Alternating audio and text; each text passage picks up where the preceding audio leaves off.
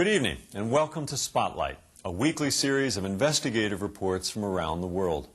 I'm Mark Hertzgaard in San Francisco, and tonight the spotlight is on biological weapons and the CIA. Remember the anthrax scare?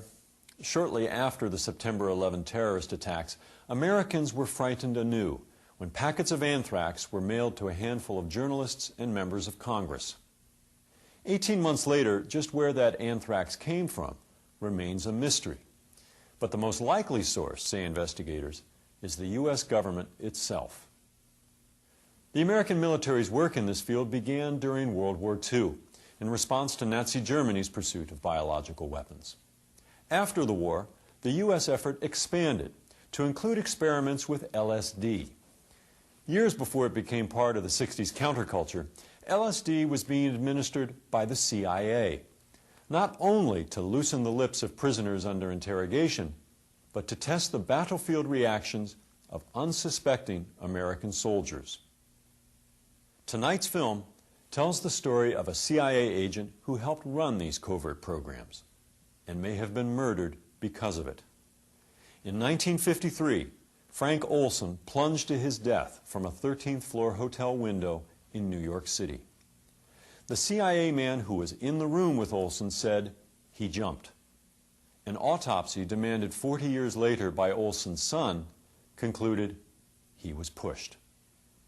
I'll be back afterwards with an update. For now, here is Codename Artichoke. Frederick, Maryland. More than 40 years after his death, the body of former CIA scientist Dr. Frank Olson has been exhumed. Olson's son Eric is convinced his father was murdered by agents of the American government because he wanted to leave the CIA. Dr. Frank Olson was an expert for anthrax and other biological weapons and had top security clearance. Forensic pathologists at George Washington University performed an autopsy and concluded that Olson probably was the victim of a violent crime.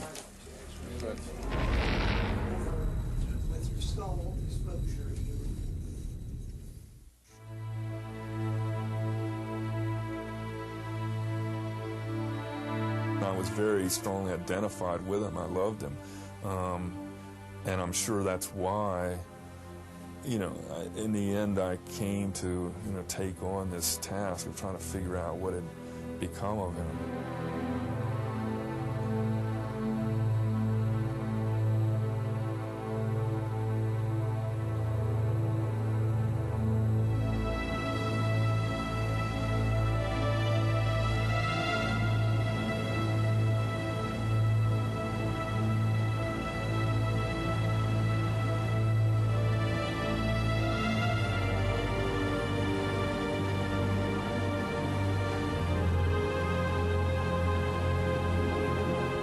It has been 8 years since the exhumation. Eric Olson is still searching for the reasons behind his father's death in November of 1953. Eric was 9 years old at the time. It's a quest he inherited as the oldest of 3 children, to solve the mystery of their father's death. My real memories of my father are not very, many or very clear, because the trauma of his death really kind of darkened a lot of these memories. His death was, so dark and so unmentionable. I mean, after he died, it was a subject that one couldn't really go near. Eric Olson has returned to live in the house his father built for the family in Frederick in 1950. Back then, Olson Sr. was one of the biochemists responsible for the Biological Weapons Center the U.S. Army ran nearby. The anthrax letters that killed 5 and caused illness to several others have haunted Eric ever since. Could there be a connection between his father's death 5 decades ago and the acts of terror taking place today? We've been exposed to anthrax. Fight against anthrax. I don't want anthrax. Confirmation that anthrax killed 2 Washington postal One man workers. is dead. Being nervous these days. Those are the facts. It feels like every I don't time want anthrax. We've been exposed to anthrax. Which serves the White House. The deadly disease that frightened America after the terrorist attacks on September 11th seems to have come from the same U.S. Army laboratory in Frederick, where Olson had worked, Fort Detrick. The Biological Weapons Lab was founded in 1943. At the time, the Americans feared Hitler might attack the Allied troops with a virus or bacteria. They quickly produced a gas mask and anthrax weapons in order to be able to strike back in kind. Monkeys and chimpanzees, mainly protective masks and clothing that resist bacteria. Dr. Frank Olson, an Army captain and one of the first scientists at Fort Detrick, worked together with Norman Cournoyer. The two became good friends. Their first sons were born within a few days of each other in 1944. We worked about 5 months in this thing called aerosols to see if we could take and test gas masks and impregnated clothing to see how good they were. And then one day he was transferred to working on hot agents. He said, "Norm, how about working for me in the hot stuff?" That's what we always referred to it. N was anthrax, X was botulism, and so forth. Christmas 1947. The war is finally over. Norman and his family celebrate together with Alice and Frank Olson and their children. Were we close? Yes, very, very close. Every day of the week for 2.5 years. So you can expect us to be close. Among the things his father left behind, Eric Olson found some home movies and slides. At first, he didn't pay them much attention, but today he sees that material from a different point of view. Might it contain any indication of the secret anthrax research his father was doing after the war? Frank Olson made a hobby of home movies. These scenes reveal nothing of his secret task involving deadly weapons. They show the perfect world of a young father, captured with the latest 8mm camera to hit the market. Afterwards, Frank Olson turned to photography. He brought home a lot of slides from his many travels. His photographs also primarily show private moments. Frank and his wife Alice and son Eric in 1945. Mr. and Mrs. Olson in 1947 with son Eric and daughter Lisa. Christmas 1949 in a tuxedo. Alice had given birth to their third child, Nils, in the meantime. The whole subject of the relationship between a wife and a husband who's doing, top secret classified work is a subject one could discuss at some length, because the wife, I think, develops, uncanny kinds of intuitions about all the things that are not being said, and she knows the limits of what she can ask. And for quite a long time, I think, possibly ever since my father began working at Detrick, actually, that the whole issue of the monkeys dying was a very delicate matter for him. And when he would come home from work for lunch and have a certain kind of expression, she would immediately know that this meant that morning all the monkeys had died, which meant that the experiment had been a success. Arthur Vidic is Frank Olson's brother-in-law. Their families regularly spend their summer vacation together. Vidic remembers Frank Olson as an American patriot who was enthusiastic about working for the Army's biological weapons program. He was a person who believed in what he was doing, who felt that the work that he was doing at the center in Frederick was important for the United States. He considered himself a terribly loyal and patriotic person. That kind of an attitude of loyalty was one way of expressing your Americanism. Dr. Frank Olson had worked for the U.S. Army's Biological Weapons Laboratory for exactly 10 years when he died in New York in the wee hours of November 28, 1953. He spent the night at the Hotel Pennsylvania, along with a CIA agent who was there to guard him. That night, Frank Olson plunged to his death from his room on the hotel's 13th floor. It was said through a closed window.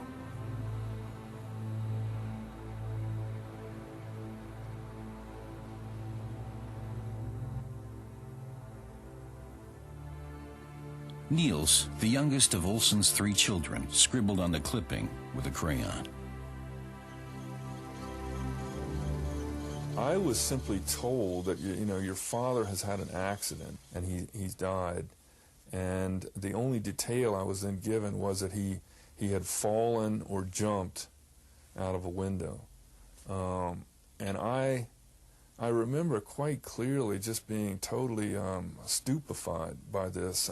Because as a 9-year-old, I was old enough to have some idea of cause and effect, and I had no idea what does it mean to fall out of a window. I mean, how do you fall out of a window in the middle of the night? What is that? You know?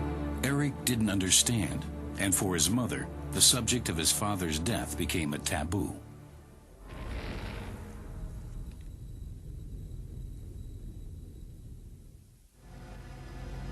The search for the circumstances surrounding the mysterious death of Dr. Frank Olson begins in 1945 with the liberation of the concentration camp at Dachau, Germany.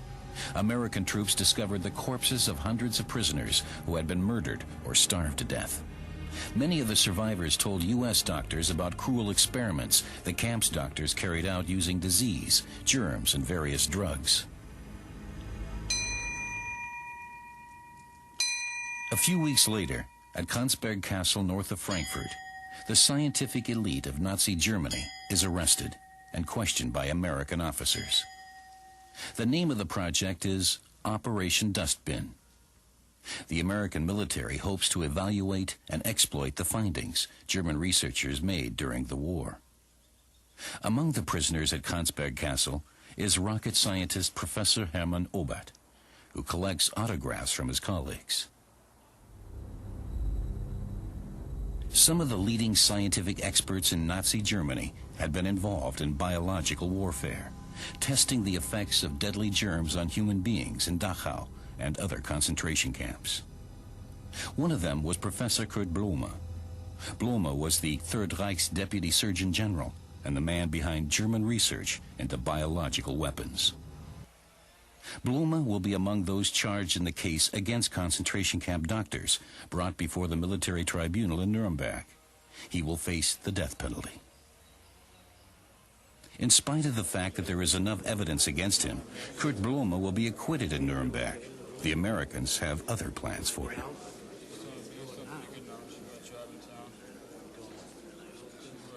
Ich habe hier in aller Offenheit bekannt, dass ich ein überzeugter Nationalsozialist und Anhänger Adolf Hitlers gewesen bin.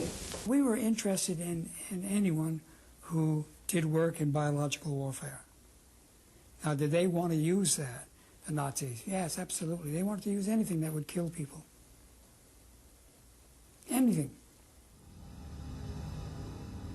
The Americans save Kurt Blume, seen here on the left, from death by hanging. In turn, he provides them with information about the Nazi biological weapons program. One of the specialists interrogating Blume is Donald Falconer, a friend and colleague of Frank Olson. Falconer is responsible for developing anthrax bombs. Today, more than 50 years later, Donald Falconer lives in a convalescent home not far from Friedrich. We had quite a number of meetings. Maybe he came in a lesser... Eric Olson had visited Falconer several times, hoping his father's old friend might one day confide a crucial secret in him. But Falconer refuses to say anything, feeling bound by his military oath, and he doesn't want to be interviewed.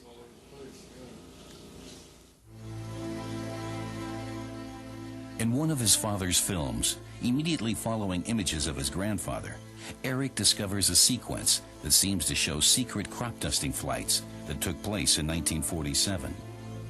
Using the findings of Blume and other Nazi scientists, the Americans experimented with artificial diseases capable of destroying crops. After this short clip, more family pictures of the children. Meanwhile, in Fort Detrick, a massive arms program is taking place with bacteriological weapons, primarily anthrax spores, which have proven to be highly resistant and therefore suitable for biological warfare.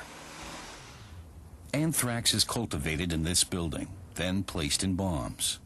The Americans are concerned about the Soviets' biological arsenal.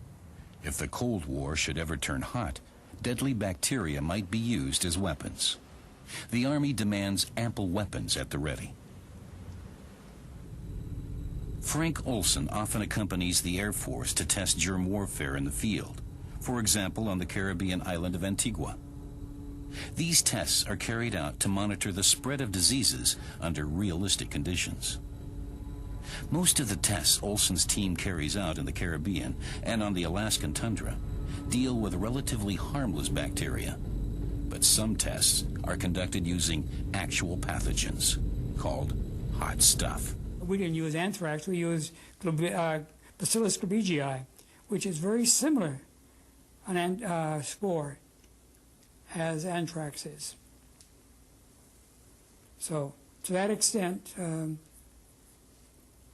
we did do something that was not kosher,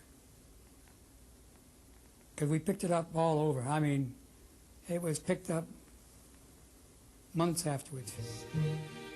We'd ride in limousines. It's an easygoing life they led, but they have a secret mission.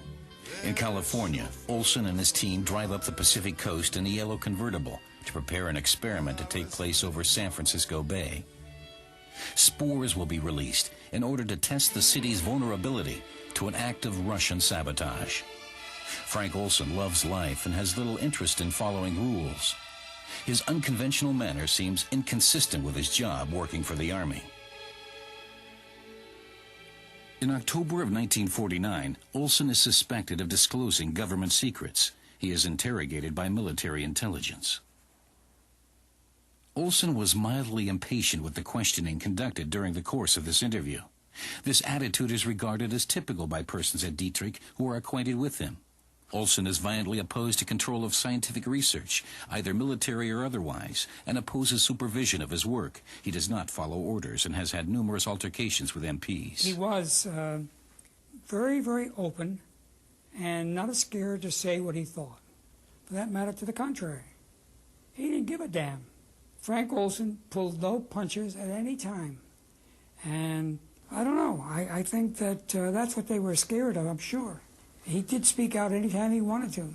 And so, was he going to be caught on this? Could be. Could be.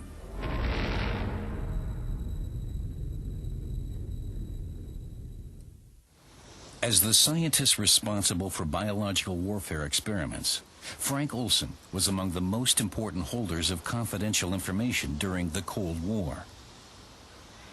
November 1953. 4 years after he was suspected of disclosing secrets, an accusation that was never proved. During a trip to New York, Olson is accompanied by a CIA agent who watches him constantly, never leaving his side. Olson and the CIA agent take a room in the famous Hotel Pennsylvania. So, what are they doing in New York? Armand Pastore is the manager of the hotel. He is on duty that night when Frank Olson falls from the 13th floor, landing on the sidewalk in front of the hotel. He was laying there looking at me, trying to speak to me. A very earnest look in his eyes, you know, wide open. But there was blood everywhere. There was blood from his nose, blood from his eyes, blood from his ears. There was a bone protruding from his left arm, sticking straight out. And then we kept trying to speak to him, but we were not really communicating because I couldn't understand anything he was saying. And then finally he died. Pastore notifies the police and accompanies them to the 13th floor. In the meantime, he has determined that Olson must have fallen to his death from 1018A, and that there was probably another person in the room at the time. Wait a minute, I says. It's possible somebody is in there. And then they became alert and they pulled their guns out. So you open the door, we'll go in. So I I opened the door with my key, and they rushed in. And here this guy was sitting in the commode with his hands on his knees, his head up, hands up to his head. And they said, "What happened?" Cop said, "What happened?" He said, "I don't know. I just heard a crash of glass, and then I see Frank Olson is out in the street. I looked out the window, and he's down in the street." The CIA shadow testifies that he was fast asleep and didn't hear Olson get out of bed. He can offer no explanation for the suicide. He has nothing else to say. He makes no statement regarding the reason the two were visiting New York. The case is closed quickly. No one is interested in the telephone call that someone made from Olson's room immediately following his death. So the operator said, "Yeah, there was one call out of that room." And I said, "Yeah." I said, what was the conversation?" He said, "Well, the man in the room called this number out in Long Island, and he said, well, he's gone." And the man on the other end said, "Well, that's too bad." And they both hung up. Was that the CIA agent reporting that he had solved the Frank Olson problem in the Hotel Pennsylvania? Eric Olson in New York. For years now, he's been searching for witnesses who might know something about his father's death, which he considers to be a murder perpetrated by the CIA. He wants to know the motive. Was the government afraid Frank Olson might reveal state secrets? The recent terror attacks involving anthrax were a shock to Eric.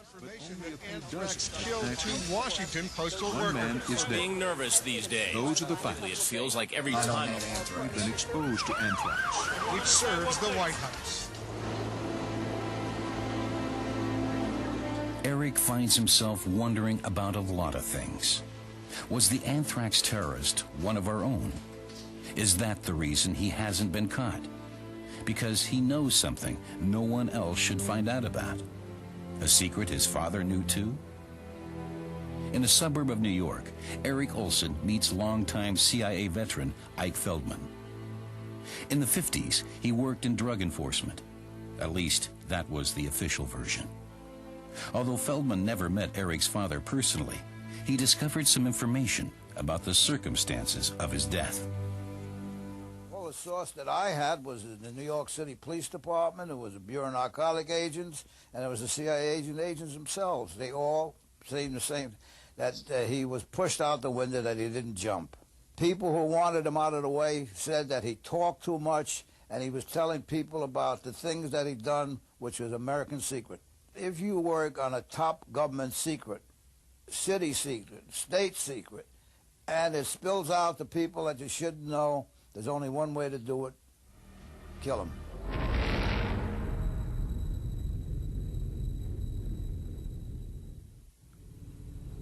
In April of 1950, Dr. Frank Olson received a diplomatic passport, unusual for an Army scientist. Did he have a new job? In the following years, he traveled often to Europe, including making several trips to Germany. Well, he was a member of the CIA. I only found this out after he told me about it, because I didn't know it, because to me he was a captain, and that's all I knew about it at first. But it turns out that he was a CIA agent, and he stayed on, and right on through to 1953. Pictures taken in Frankfurt and Heidelberg will later turn up among Olson's slides. These cities were home to the U.S. Army's most important facilities in Germany. There is also a picture of the top-secret CIA headquarters in Germany, located in the building of IG Farben, in the heart of Frankfurt. What is Olson's new assignment? He is now working in an area that has nothing to do with biological weapons. Here, in the German offices of the CIA, the biochemist is conducting important conversations with U.S. intelligence officers.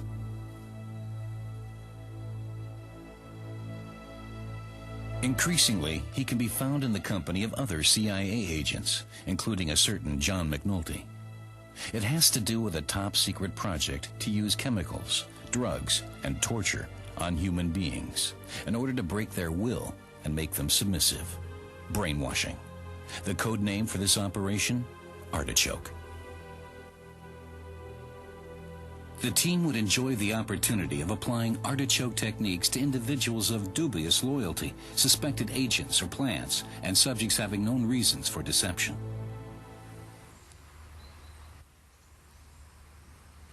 In Oberursel in the Taunus Hills north of Frankfurt, hidden in old half-timbered houses, the U.S. Army led a quiet little interrogation center, Camp King.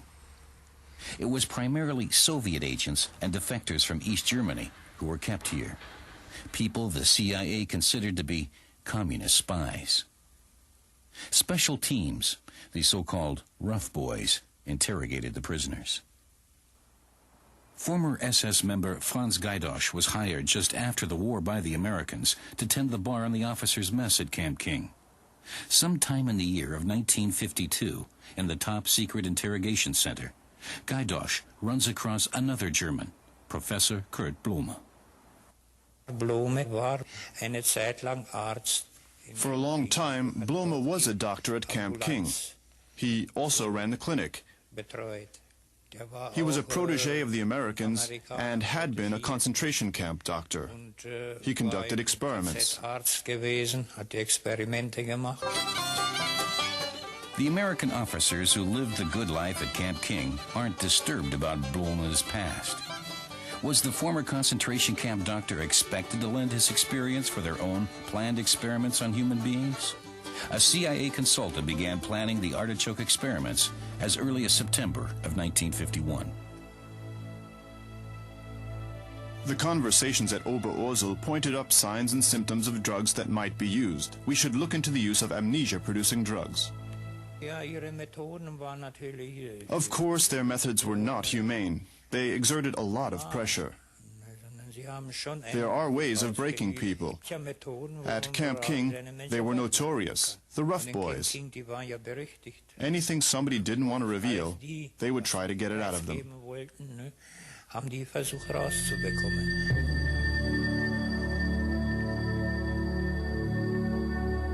There are many indications that the cruel experiments involving human beings, Operation Artichoke, took place in this isolated CIA safe house near Camp King at the edge of a town called Kronberg. The former Schustervilla, now called Haus Waldhof, was built shortly after the turn of the century as the summer residence of a Jewish banking family from Frankfurt. The Nazis confiscated it in 1934, and the Americans took it over after the war. The neighbors, the community, didn't know who it was, what this place was, because the military personnel going in and out of the house weren't in uniform. They wore civilian clothing. The vehicles had no license tags, so the community wasn't even aware it was an American facility.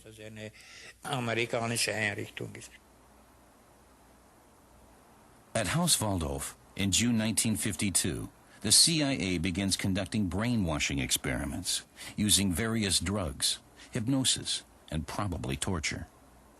One of the top secret protocols documents a Russian agent being pumped full of medication.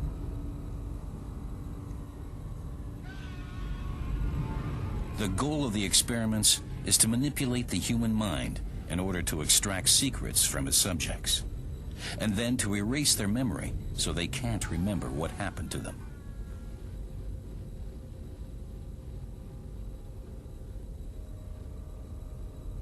Dr. Frank Olson arrived in Frankfurt on June 12, 1952, from Hendon Military Airport near London. He left the Rhine mine region 3 days later, on June 15th. On June 13th, experiments are conducted with patient number 2, a suspected Soviet double agent. He was trouble after he came back from Germany one time. He came back and he told me, he said, Norm, I'll tell you right now, you and I never talked about this, but hey, you know, we're both grown-ups, and this was rough. He said, Norm, you would be stunned by the techniques that they used. They made people talk. They brainwashed people. They used all kinds of drugs, all kinds of torture. The CIA's unscrupulous experiments on human beings continued the Nazi drug experiments they learned of during the liberation of the Dachau concentration camp. They were using Nazis. They were using prisoners. They were using Russians. And they didn't care whether or not they came out of it or not.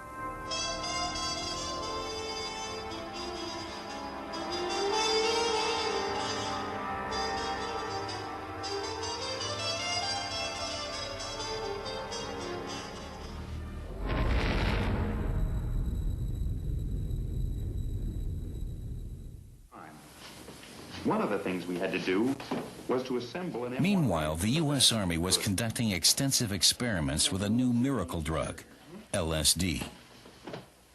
Here, for example, a soldier was expected to assemble a rifle while under the influence of the hallucinogen. The Army's LSD experiments took place on the campus of the Chemical Corps in Edgewood Arsenal. The scientists who worked in these laboratories in the early 50s and who collaborated closely with Frank Olson were looking for new hallucinogenic substances. They hoped to find a way to use the drugs on the battleground.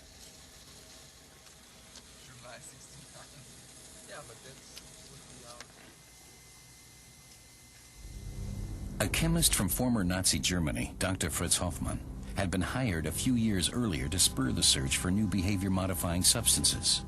Immediately after the war, he courted the Americans, seeking to ensure a job in the United States. There was an interest in the U.S.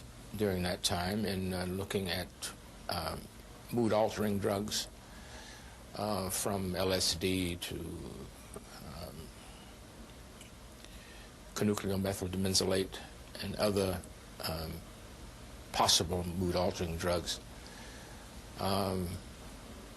Fritz was interested in that area as well. Several weeks later, on a windy... After its experiments on soldiers, the Army saw potential in using LSD and other drugs to sedate and dope enemy troops. In short order, it would be possible to conquer territory without a fight. His physical actions were noticeably slower.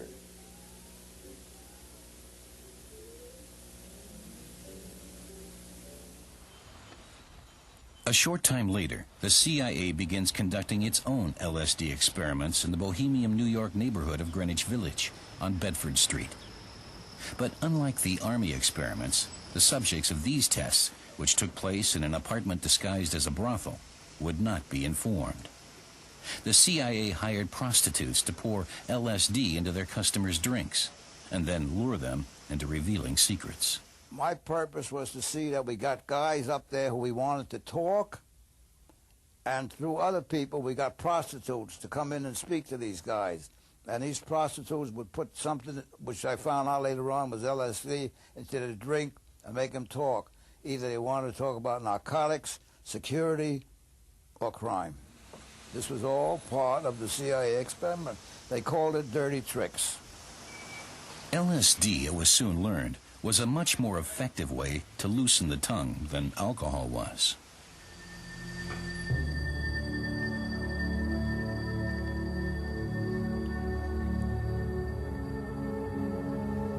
Deep Creek Lake in western Maryland, a 3-hour drive from Washington.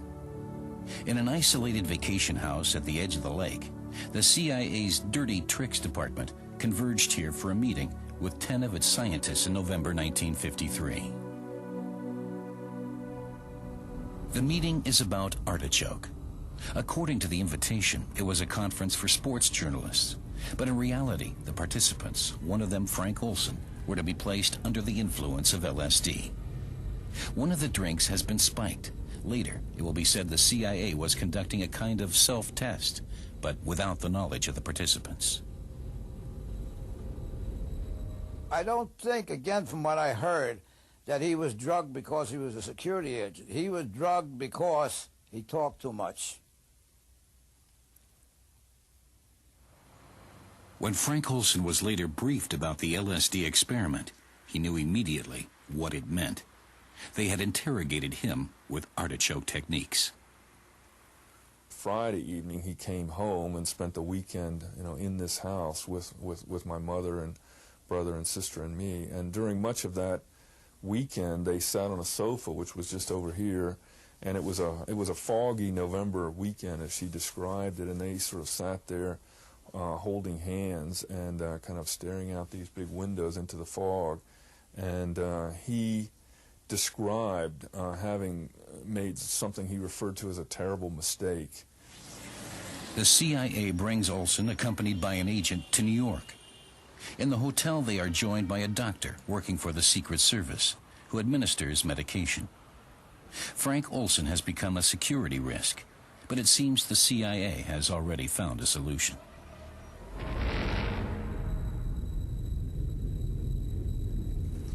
They're there, but 40 years later, at the Institute for Forensic Medicine at George Washington University, the body of Dr. Frank Olson has been exhumed and is undergoing an autopsy. Eric wants clarity once and for all. And as it turns out, the results of the first autopsy in 1953 in New York were manipulated.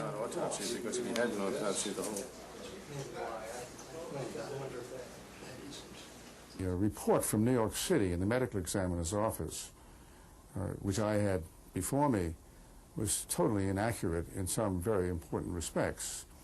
It talked about lacerations, cuts of the flesh that in all probability might have been caused by glass in the course of his fall. There were no lacerations. They were not there, totally non-existent. We also noticed immediately that he had a hemorrhage, which we call a hematoma. It's what we call a subgaleal hematoma, which is under the skull by the frontal bone. That is only reasonably explainable as having occurred by reason of his being, shall we say, silenced, being rendered unable to defend himself so that he could be tossed out the window. Stars arranges to visit the Pennsylvania hotel with Armand Pastore, the hotel manager who found Frank Olson that night. Afterwards, he makes his judgment. It is my view, and that of a number of my team members, not all of them, but a number of my team members, that it was homicide. That would mean Frank Olson was first knocked out by a targeted blow and then thrown out of the open hotel window. Just a few months before the murder took place, the CIA had this study of assassination prepared, a how-to book for agents on how to kill people without leaving any clues. In this report, it says,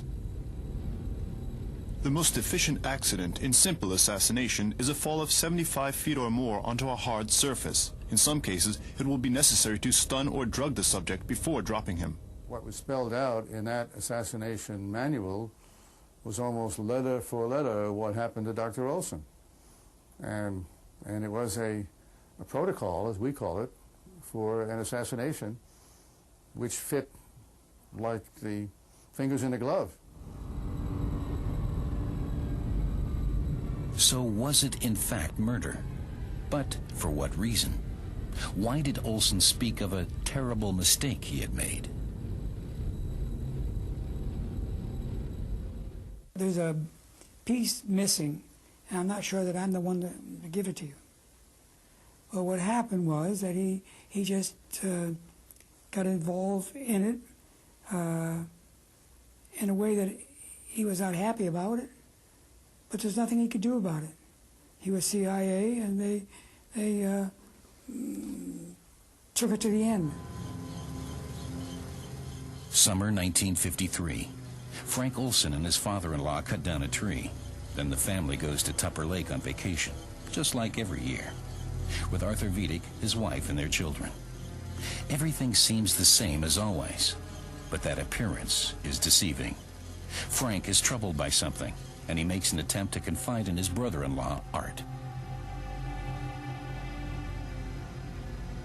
I'd never had a conversation with him about anything that might have involved moral values. What startled me about it was that he had mentioned the Bible and that he was struggling with something. You knew that there was a problem that he was attempting to confront. But what that problem was, I didn't know. I can visualize his face, actually. It was drawn in a way I'd never seen him before. While the family enjoys summertime at the lake, Frank retreats into his own world. My mother also recalled that my father was short-tempered during that last summer, and that she knew that he had been going through some kind of crisis. I mean, she knew he hadn't been sleeping well, and she knew he wasn't really at peace. He had been agitated and worried about something, and had, from time to time discussed leaving Dietrich, leaving his job and retraining himself as a dentist. And she had encouraged him to do this, if that's what he wanted to do. In Asia at the time, a bitter war was going on between Allied U.S. troops against the North Koreans and Chinese. It had already been going on for 3 years. It was the first long-awaited and long-feared battle between the West and communism. Could the Korean War have anything to do with Frank's personal problems?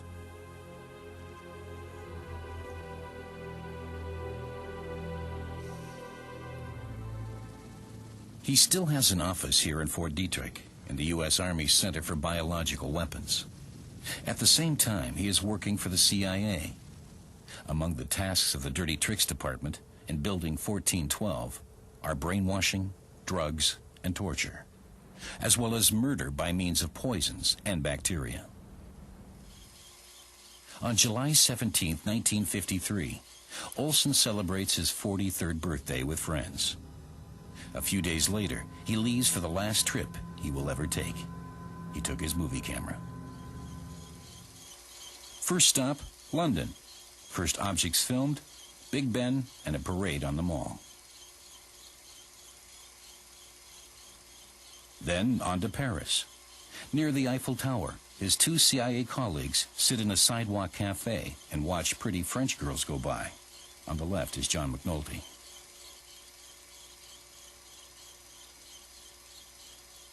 Paris, London, Stockholm. Frank will later write on the packaging. His son Eric is seeing his father's last film for the first time in his memory. Then, suddenly, a picture of the ruins of the Reichstag and Brandenburg Gate. The Soviet memorial for the victims of the Second World War.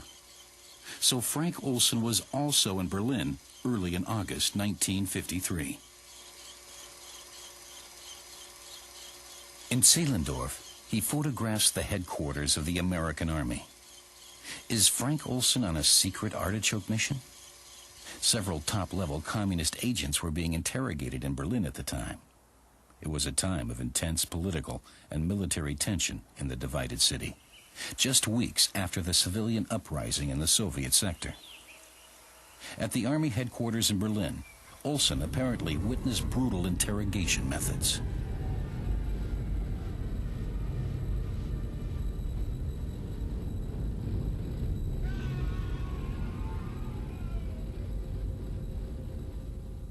When he came back from Germany the last time, he sounded different. When he talked to me, he said, I can probably tell you things that I can't tell other people because you're still in top secret material, but the people that he saw in Germany went to the extreme. And he said, Norm, did you ever see a man die? And I said, no.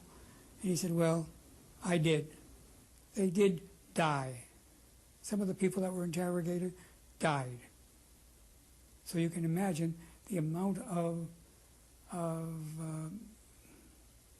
work that they were doing on these people.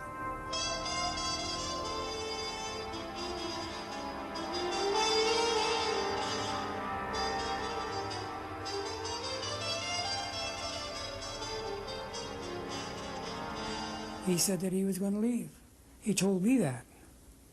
He says, I'm getting out of that CIA, period.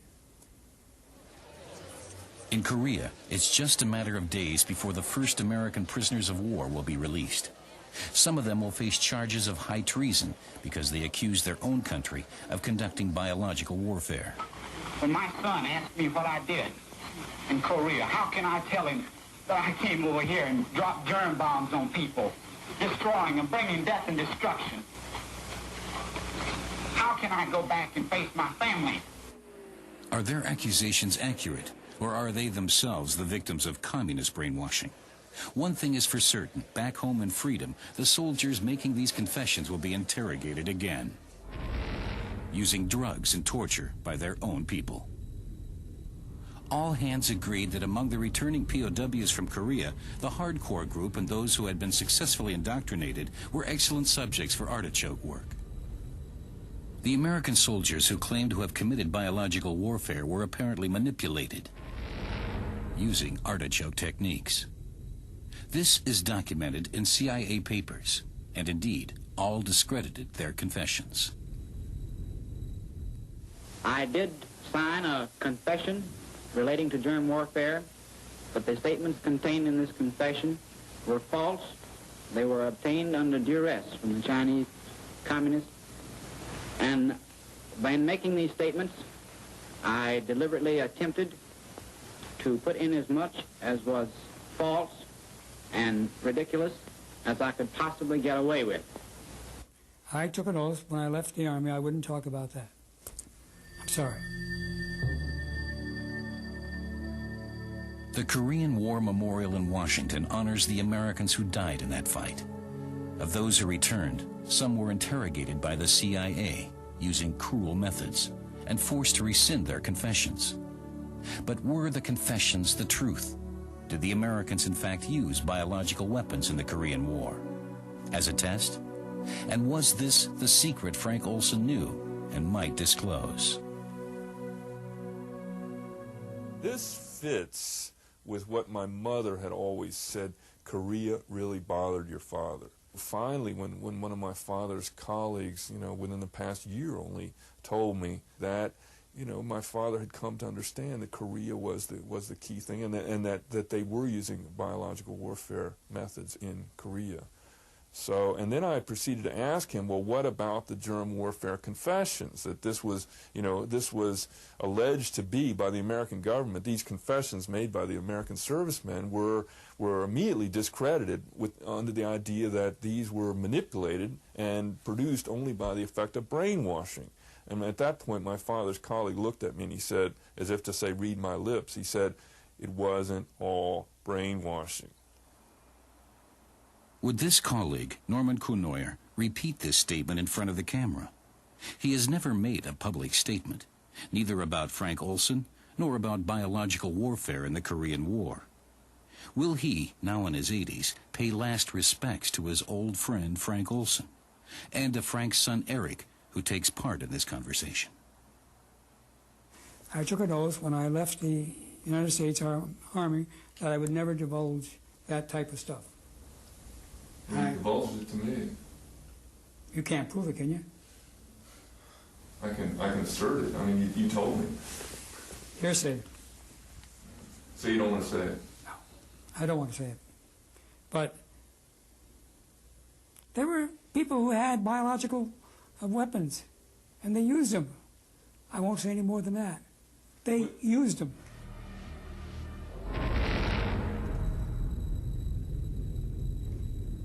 Was there a reason for your dad being killed by the CIA?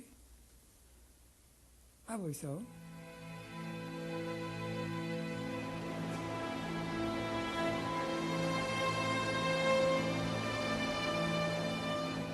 Around Frederick, Maryland, where Frank Olson lived while working for both the U.S. Army's secret biological warfare program and the CIA, the FBI is still looking for the anthrax terrorist.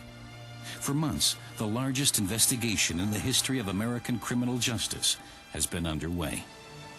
Should the perpetrator be accused and the case come to court, the government in Washington might be forced to reveal what Eric Olson believes is top-secret information about illegal research on biological weapons, about the use of anthrax in the Korean War, and about his father's murder.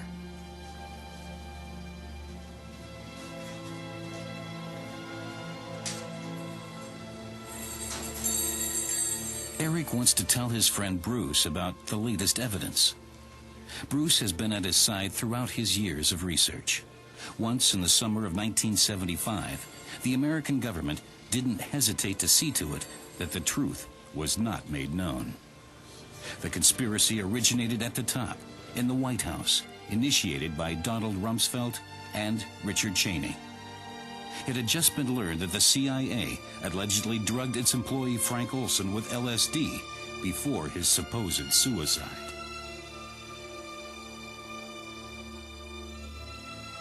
Rumsfeld and Cheney, heads of the White House Chiefs of Staff, at the time recommended to President Gerald Ford that he apologize to the family in the name of the government and to support retribution in order to prevent worse things from happening. That's the content of this White House memo. There is the possibility that it might be necessary to disclose highly classified national security information in connection with any court suit or legislative hearings. 10 days later, Ford hosted the Olson family and apologized. This allowed him to remain silent about state secrets and the true reasons for Frank Olson's death.